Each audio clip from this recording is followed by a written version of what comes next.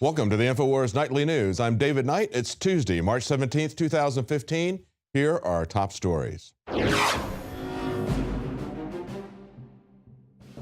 tonight, you'll have some unexpected surprises. Vote for me. I'm a fascist witch, criminal, not even a real liberal like Thomas Jefferson. I'm a total corporate fraud like McDonald's. I'm Hillary Clinton. I'm a piece of Excuse me. That's next on the Infowars Nightly News.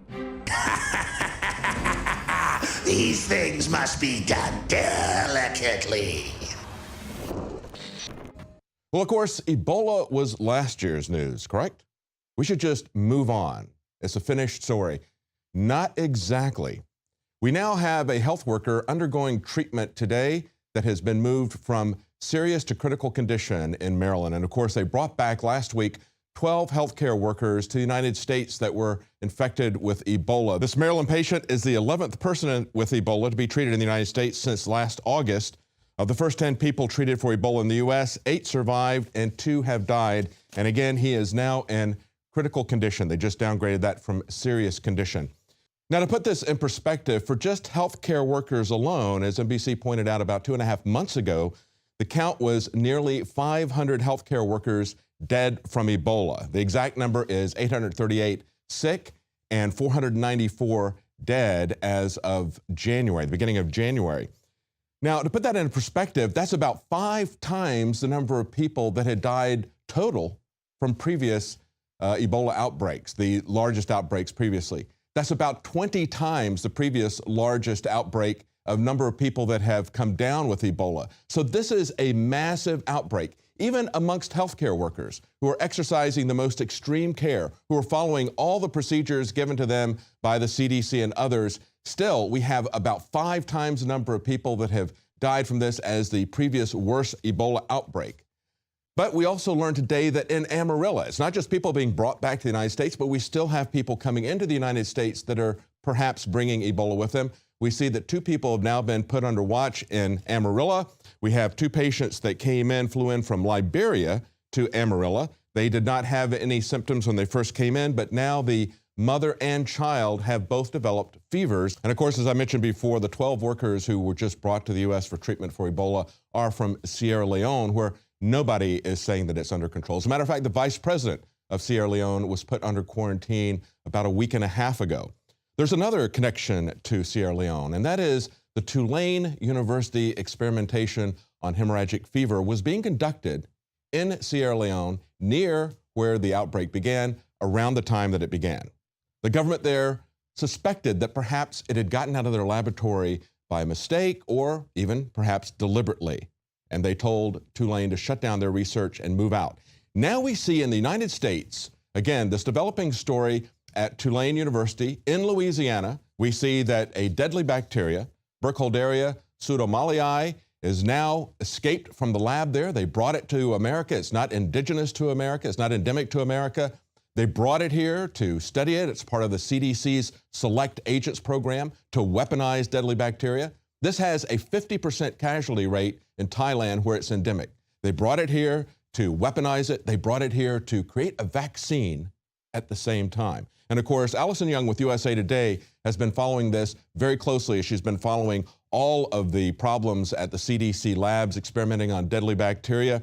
Just last week, teams went back to the area to see if they could figure out how it got out of the lab. They still don't know, and to the extent to which it has spread into the environment. Local officials there are very concerned about this. And now we see that yet another person has come down with this. A worker not come down with any symptoms, but they show signs of having been exposed. At the end of last week, it was reported by USA Today that a worker at Tulane has possibly been exposed to the bioterror bacteria.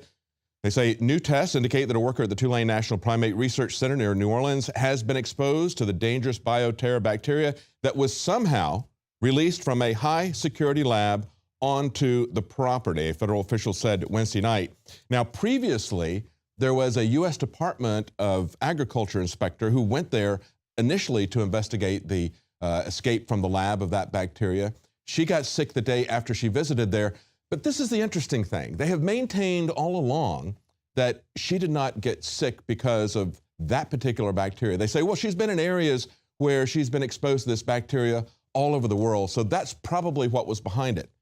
What is interesting is that they never said that they tested for the particular strain, as they did with the 7 monkeys who got sick. They named the particular strain that they were experimenting on. They said these monkeys tested positive for that, so they knew that it was that same bacteria strain, but they never said that she tested negative. They also said she didn't say that she tested positive. It's also interesting that just prior to that, as the inspectors went back a second time to see the extent of the way that it had spread into the soil, perhaps into the environment, they're very concerned about that in Louisiana. As they went back, this is what the director of the center, Andrew Lackner, said.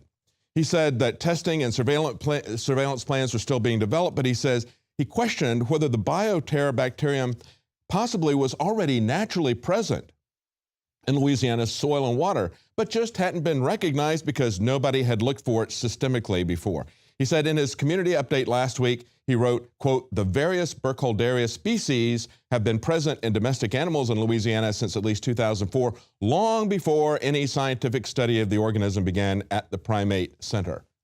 Now, as he's putting that out, I can get an image of some guy in a corrupt company that's being interviewed by 60 Minutes, sweating and lying behind the desk.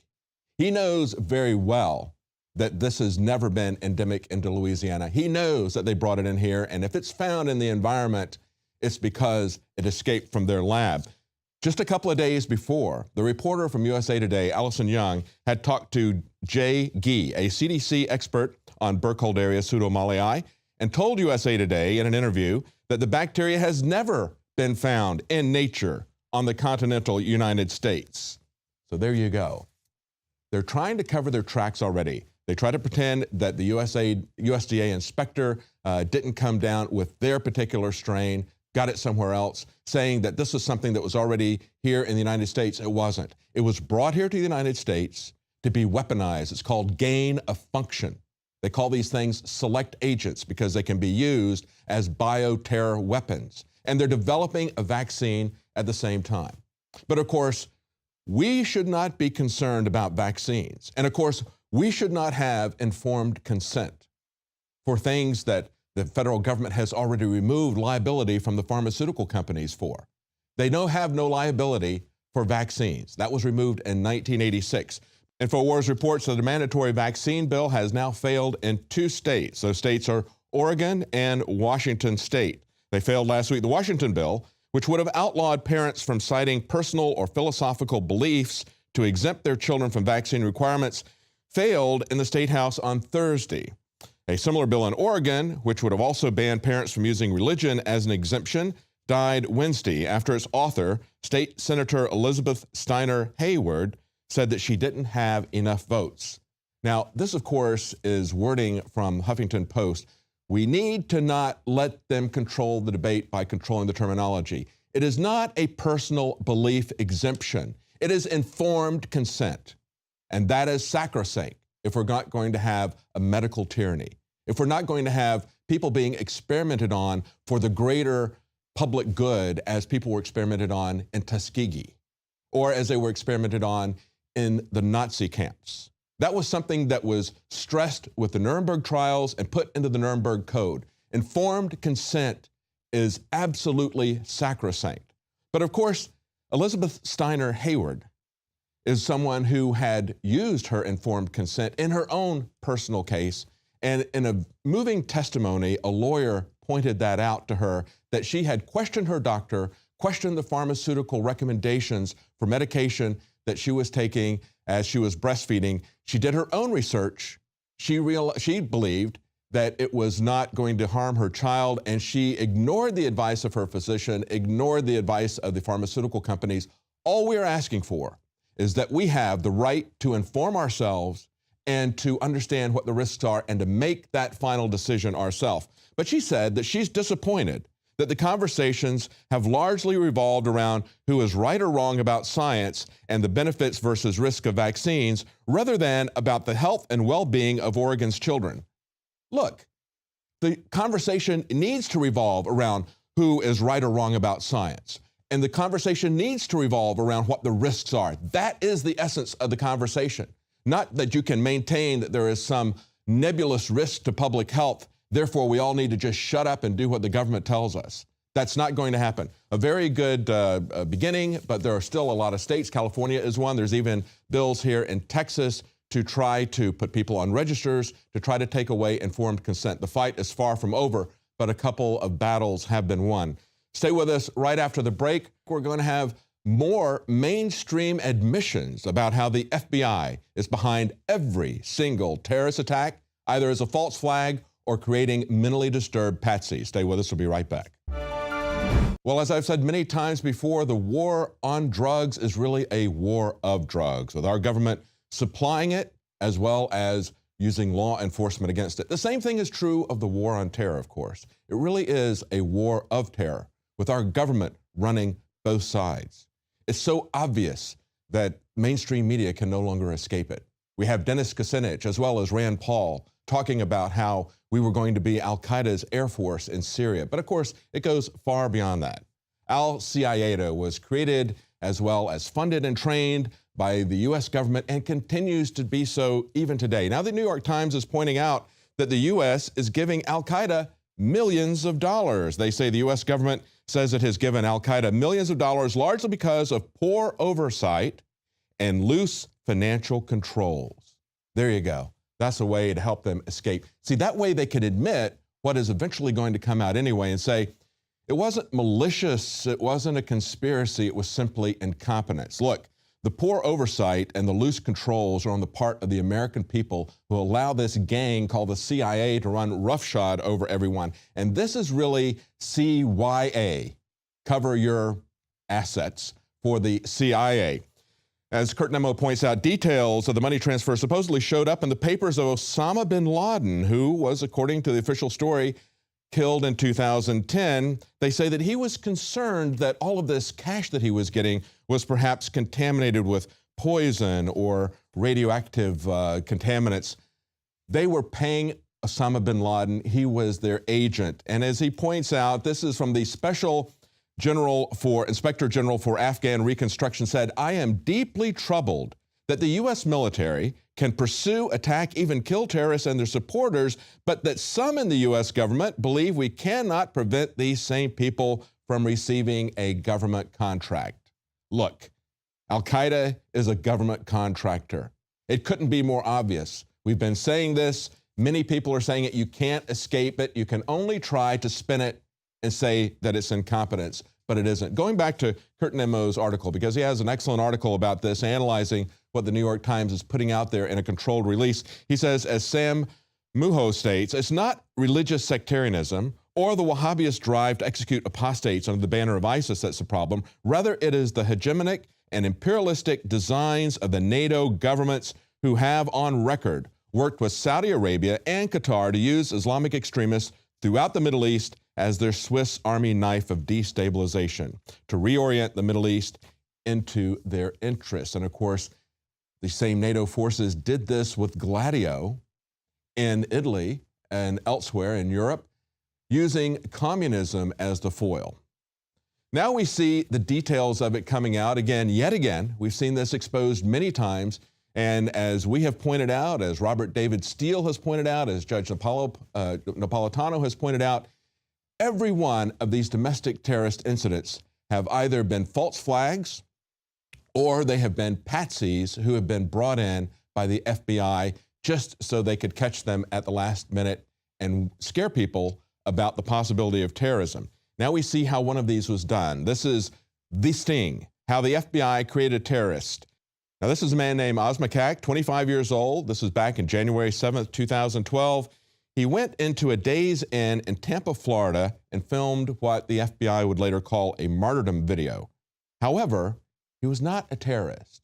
He was somebody who was profoundly mentally disturbed. As they point out in the research, he was only a terrorist in his troubled mind and in the minds of ambitious federal agents. The government could not provide any evidence that he had connections to international terrorists. He didn't have his own weapons. He didn't even have enough money to replace the dead battery in his beat-up green 94 Honda Accord. The Intercept points out that he was a target of an elaborately orchestrated FBI sting that involved a paid informant as well as FBI agents. This went on for 3 months. The FBI provided all of the weapons. They gave him the supposed car bomb that he had allegedly planned to detonate. They even paid for his taxi so that he could get to where the FBI needed him to go. And psychiatrists say that he was deeply disturbed. In other words, he only became a terrorist after the FBI held his hand every step of the way, probably running the cameras for him as well. But of course, we have to surrender our freedoms and due process to protect ourselves from these terrorists. Let me tell you who the real terrorists are. The real terrorists are our own government and people in the FBI who did what allegedly happened to this Portland man who is now suing the FBI. He says, this is a Guardian story, "I was tortured in the United Arab Emirates for refusing to become an FBI informant." Now, he was part of a mosque. They have tried to set up other members of the mosque, at least 9 of its members. He was essentially set up by putting him on a no-fly list. Then they tried to turn him into an informant. When he refused, they rendered him to the United Arab Emirates, where they kept him for 109 days and tortured him as they tried to pressure him into becoming an informant. He finally made it back to the U.S., and he is now suing the FBI. Now, the other part of our criminal government, the surveillance state, is moving on full speed ahead. We said this was going to happen as Richard Burr, the Republican, became head of the Senate Intelligence Committee. He never saw any surveillance that he didn't like. As a matter of fact, he doesn't want you to see any surveillance that the government does. He says nothing that the NSA does should ever be made available to the public, nothing at all. So we're not going to see too many revelations coming out of this Senate Intelligence Committee. What we did see come out of it is CISPA for the 3rd time. It passed the Senate Intelligence Committee 14-1. The only person not voting for it was Ron Wyden, the person, if you remember, who put James Clapper on the spot and had him commit perjury rather than admitting to dragnet surveillance, which subsequently came out in the Snowden leaks anyway. Now, what they're proposing this time is not exactly CISPA. It's now called CISA. They've taken the P out. The P was there for protection. It's the Cyber Intelligence Sharing and Protection Act. They've taken the protection out. You know what the protection was there for? It was not your protection.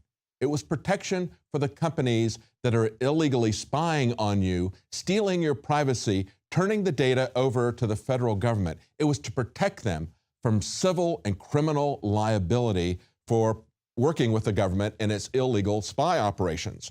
So this is now coming back for the 3rd time. If you remember, Aaron Swartz led the movement to defeat this the first time it came out, and it has been defeated a 2nd time. They brought it back right after he died. Now they're going to try to ram it through. They may very well get it through with the Republicans' help. But this is what Ron Wyden had to say, the only one who voted against this. He said, "If information sharing does not include adequate privacy protection, then it is not a cybersecurity bill. It's just a surveillance bill by another name." Exactly right. It's too bad we don't have more senators who are looking out for our privacy. And I don't agree with Ron Wyden on many things, but we have to join with people who are fighting to stop this surveillance state. And on this issue, he is a man of integrity as well as bravery for standing alone against the surveillance state. I don't think we're going to stop it, however, in Washington. We're going to stop it at the state level, if we're going to stop it at all. We have a bill that's been introduced in Texas by Jonathan Strickland, a Texas representative, to cut off the utilities to the NSA facilities in Texas because they are violating our privacy. They're violating our 4th Amendment. This is something that has been tried and proposed in other states. This is something that has essentially come out of the 10th Amendment Center. They've had several state legislators have advanced this in different states. The key one, of course, would be Utah, where the giant facility there is using a massive amount of electricity and water that could power several cities out there. In this particular bill, Representative Jonathan Strickland has introduced HB 3916 in Texas that will cut off water and electricity service to all NSA data collection centers in Texas. Now, last session, he led the fight in passing one of the strongest privacy protections in the nation at the state level with an email privacy bill that required a warrant for state police to access electronic data. So thank you very much, Representative Strickland. He says he was elected to fight for liberties and privacy of all Texans, and that's exactly what he's doing. We need more representatives like him, and if you live in Texas or these other states, you need to contact your representatives and put some heat under them. Now, the question always comes up when we see the government act in criminal ways, how can they get away with that? You know, when we see an article like this next one, we see a man pull up that article who dressed as a TSA agent and sexually assaulted a woman. How do we tell someone who does that from someone who dresses up as a TSA agent, has a government check, and sexually assaults people? What's the difference? Is it because they get the government check? Is that what makes it legitimate? Is that what makes it moral? The story that we had last week, of course, about tax thieves targeting 366,000 Americans, getting $15 million from them, telling them that they were the IRS, using the same kind of con game that the IRS uses, intimidating them. How do we tell the difference between people who are pretending to be IRS agents and IRS agents who actually get a check from the government, who are using phony laws and con man practices? Look, we ought to go back, especially Christians need to understand the real meaning of Romans 13, and that is when the government acts as a criminal, it is a criminal. We need to stop giving people passes because they get a government paycheck or have an official uniform. Well, stay with us right after the break. We have a special report from John Bound on the engineered race war, as well as Rob Dew with a hilarious interview with the creator of a Hillary Clinton doll. Stay with us. We'll be right back. To get to the heart of this country, one must examine its racial soul. Though this nation has proudly thought of itself as an ethnic melting pot, in things racial, we have always been, and we, I believe, continue to be, in too many ways, essentially a nation of cowards. Outgoing Attorney General Eric Holder's transparent statement echoes the intent of European billionaire George Soros' attempt to divide and conquer America's diverse populace with his Open Society organization. Soros reportedly gave at least $33 million in 1 year to a range of activist groups within the United States. And he has been funding his Open Society movement since the early 90s. One of these organizations, Black Lives Matter, rather than moving in the obvious direction of unifying society, has instead marched into the lives of all Americans with their divide and conquer whining. I gotta go to Ross right now, homie. If I don't get there, I'm gonna get fired. I got 6 kids to feed. Day goes on, homie.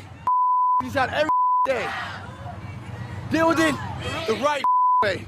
Not like this. This was the scene this morning. Thousands of irate commuters at a standstill, some getting out of their cars and taking matters into their own hands. The Black Lives Matter movement, made up of mostly millennials, those born from 1980 to 2000, a generation removed from the unifying progress Americans had made since the Civil Rights Movement, a generation raised on gangster rap and video games, is going to school the older generation that lived through it on race relations?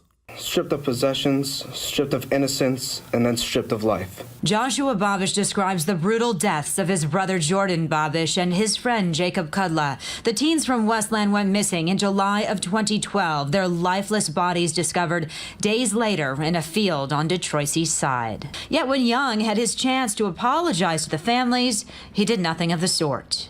I'd like to say sorry to the families of Ayanna Jones, Michael Brown, Eric Gardner, and I want to apologize to them for not being able to get justice for their loved ones who was murdered in cold blood. And in respect for the peaceful protests, I want to say hands up, don't shoot, Black Lives Matter. Lana Mercer of LouRockwell.com reports that now a Princeton-based educational test has found that not only do Generation Y, aka millennials, trail their overseas peers by every measure, but they even score lower than other age groups of Americans. Millennials in the U.S. lag in literacy, including the ability to follow simple instructions, practical math, and hold on to your hat, a category called problem solving in technology-rich environments. Worse yet, even the best educated millennials stateside couldn't compete with their counterparts in Japan, Finland, South Korea, Belgium, Sweden, or elsewhere. Altogether, the top U.S. Generation Yers, millennials, in the 90th percentile scored lower than their counterparts in 15 countries. Black Lives Matter was completely clueless when Planned Parenthood ironically joined their movement. Planned Parenthood, funded by billionaire eugenicists Bill Gates, George Soros, and the Rockefeller Foundation, championed by Margaret Sanger, a woman responsible for the death of countless black lives. In 1939, Planned Parenthood pioneer and leftist Margaret Sanger began the Negro Project. To bring people along willingly, she enlisted black preachers to support sterilization. She outlined the deceitful plan in a letter to Clarence Gamble of the Procter & Gamble empire. We should hire 3 or 4 colored ministers, preferably with social service backgrounds and with engaging personalities. The most successful educational approach to the Negro is through a religious appeal. We don't want the word to go out that we want to exterminate the Negro population. Now, billion-dollar Starbucks has thrown their money at race relations, while leftist media figures rush to defend Black Lives Matter protester and Ferguson cop shooter Jeffrey Williams.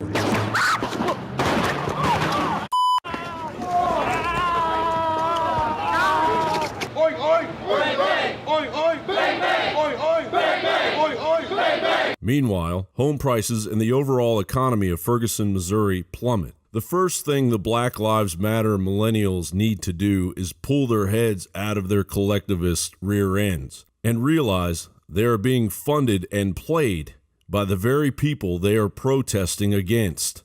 Well, there's always the next generation. But actually, I'm not even Chinese, I'm Filipino. When they tease me, sometimes it bothers me. Usually when they do this, I just laugh at it. I never call them names or try to fight them. I practice nonviolent solutions to solve my problems, just like Dr. King. I have a dream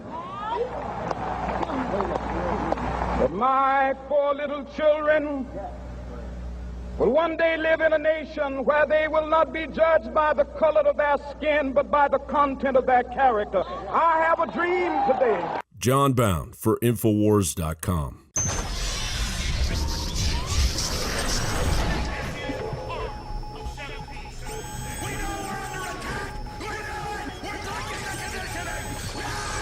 The globalists have controlled the mainstream media for a long time, but now they're expanding and making the weaponization even more vicious and deceptive. All the major networks are state-run. We are partnering this year with the NFL. The NFL has become a political weapon against the Second Amendment and pushes Obamacare. MSNBC tells us that our children belong to the state. We have to break through our kind of private idea that kids belong to their parents or kids belong to their families and recognize that kids belong to whole communities. It is more important than ever to realize that we are not the alternative media. We are the true media. The establishment dinosaur press is dying. We are in an information war, and we are losing that war. Join us at InfoWarsNews.com and PrisonPlanet.tv. Members can share their memberships with up to 11 people. By subscribing, you will literally be buying war bonds in the info war to expand our operation in the face of the tyrants. Join us at PrisonPlanet.tv. A few months ago, I did a video on the Hillary Clinton talking nutcracker, and I got contacted by a group called FCTRY, which stands for Factory, and they're making a Hillary Clinton action figure. They actually want to go through with this. They're hoping she gets the 2016. They got the 2016 there on the side, and I'm going to have the maker of this right now, Jason Feinberg, the founder and CEO of FCTRY. I'm going to have him on and try to convince him not to make the Hillary doll and that we should not go down this path and that we should celebrate people who are really good and really outstanding. And we know nobody's perfect, but Hillary Clinton is a master criminal and we need to expose that. I'm joined now by the CEO and founder of Factory FCTRY, Jason Feinberg. Jason, how are you doing today? I'm doing all right, thanks. Great. I appreciate you sending me one of the prototypes of the Hillary doll. I've gone into a little bit of it. Told people about your Kickstarter site. You guys are really close to your goal. Now, I want to give you the floor here at the beginning. Why is it important that we have a Hillary Clinton action figure? All right, there are a bunch of reasons why I think it's important. And I should say we're the same company that back in 2008 made the Obama action figure. So we do have a bit of history with this sort of thing. If I'm being totally serious, it was a good sort of grassroots pop culture way for us to get involved in a really fun, lighthearted way in the elections last time. Now, Hillary's a different character than Obama. So this time around, there's this other aspect of it where she's a female icon, and this doll is obviously going to be compared to something like a Barbie doll, where back in the day with Obama, it was more of a Star Wars comparison. So as now a maker of what could be an iconic girls toy, I'm pretty psyched to have something out there on the market that represents girls in a different way than, say, a Barbie does. Well, I agree with you there. Barbie is definitely not any way in relationship to how a normal female should look or maybe even behave, but that's something that's definitely been around for a while. So I do commend you there. You guys are about, what, a little less than 1,500 away from your goal at this point. Now, I want to convince you not to make this doll right now. Oh. And back in 2011, we ran a humanitarian mission to Libya. I want to bring up this article, Libya Before and After Minute, shows what a NATO UN humanitarian mission looks like. And so here's the article. Now scroll up, guys. So there's 2011. That's what we did after. There's what Libya was like before. So we were getting rid of a dictator to give them ruined rubble and bomb-strewn areas. And this was something Hillary Clinton was very proud of. After the death of Gaddafi was announced, she was being interviewed, and she goes, we came, we saw, and he died. Or I think her exact words during an interview, maybe with Greta Van Susteren, some news head. But I mean, what do you think of that? I mean, is this part of Hillary's legacy? Is this something little girls should look up to leading humanitarian missions that end up like this?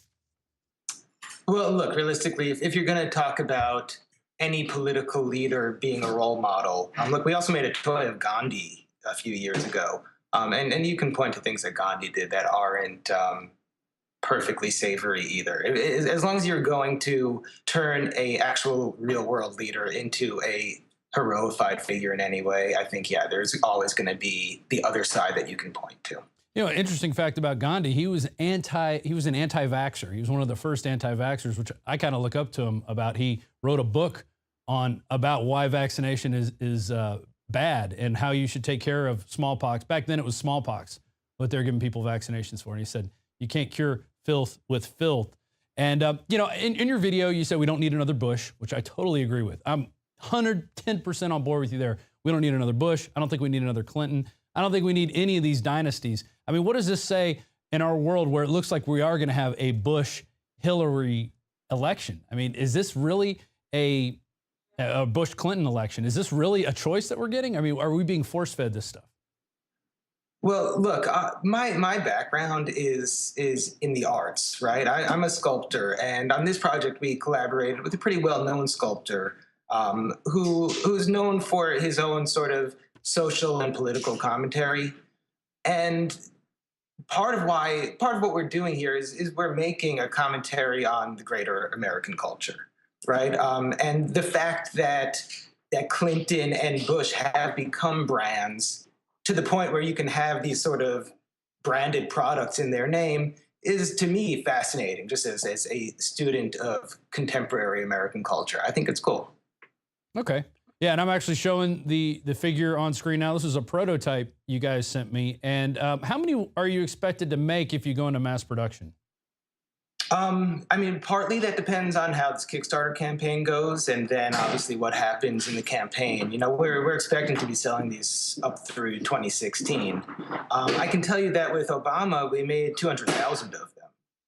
That's pretty good. And I do want to commend you for, I guess, seeing the opportunity and making the, you know, free market business decision to go, hey, you know, I'm going to capitalize on this. Obama seems like he's this cult type leader in terms of, you know, cult of personality.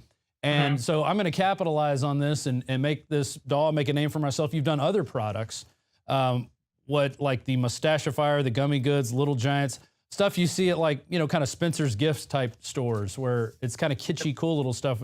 That's original. I think it's pretty original stuff. I don't necessarily agree that we should be celebrating Hillary Clinton because I think we've had enough of the Clintons and the Bushes in our lives.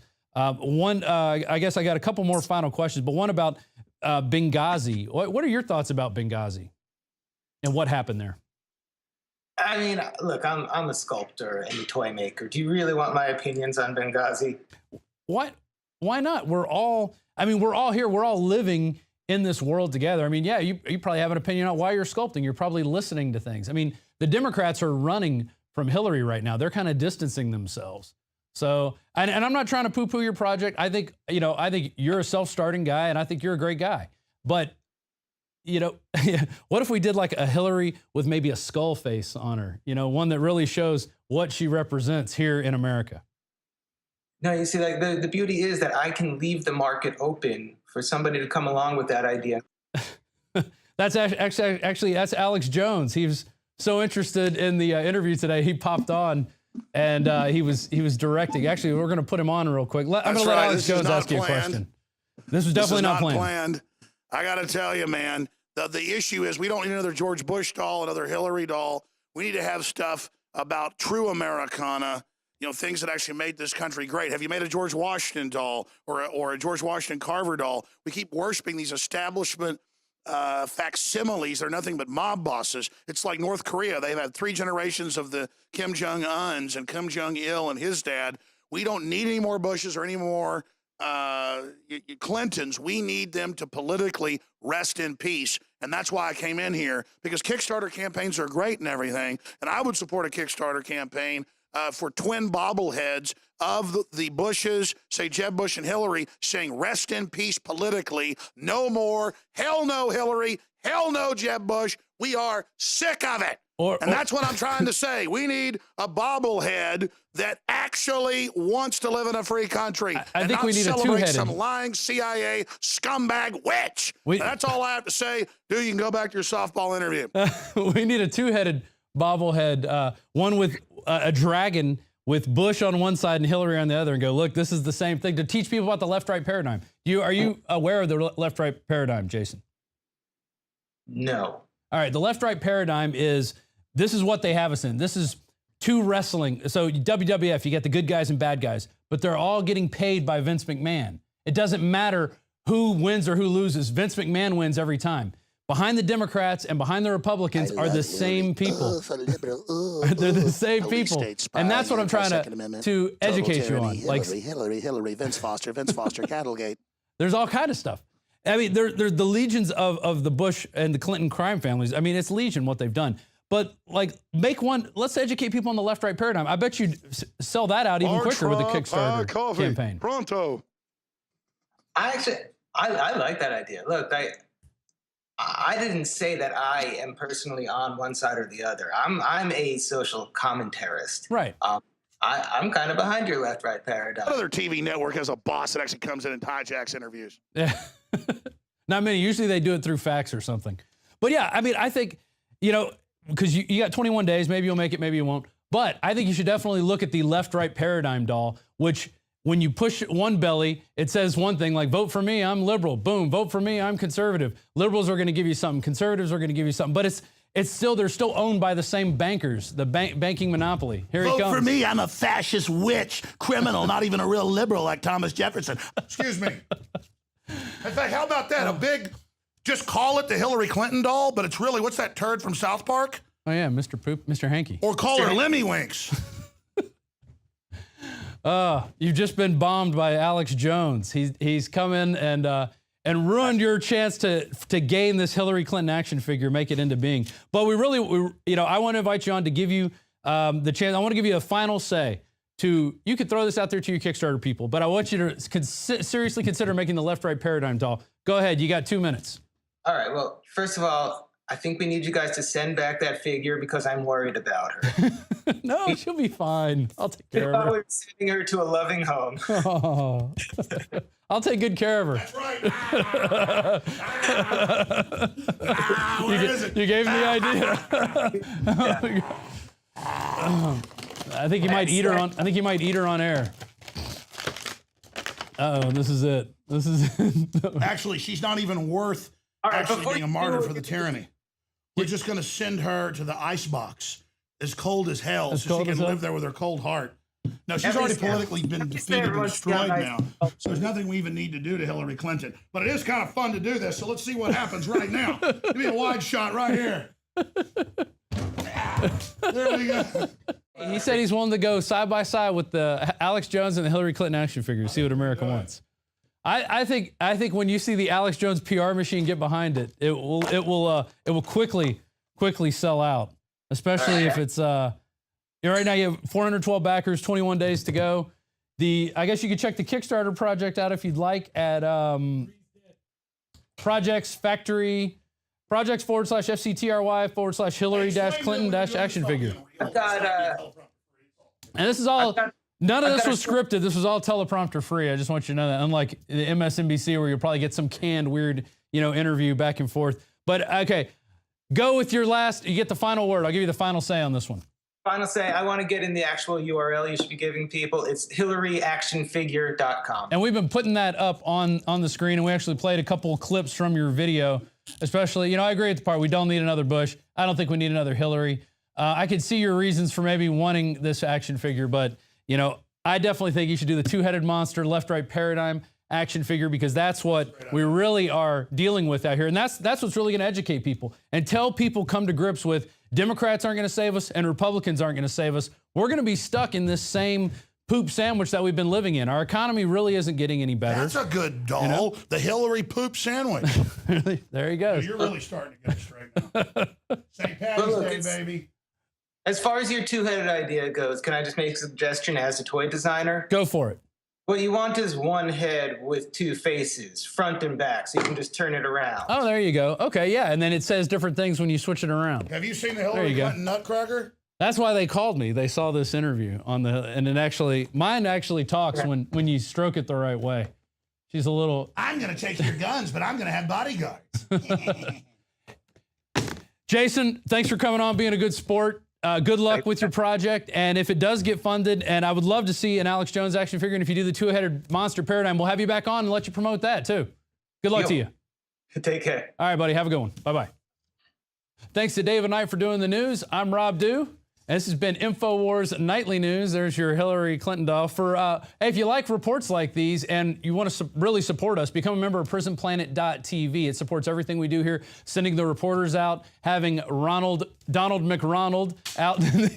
Sorry, we're having toss the Hillary at this point. It's devolved into that. But thanks for joining us tonight. Please become a member of PrisonPlanet.tv. See you later, Hillary. That's our show. Bye. Oh, we lost a shoe. I'll catch him this time. Here. Ready? Dave, my mind is going. I can feel it.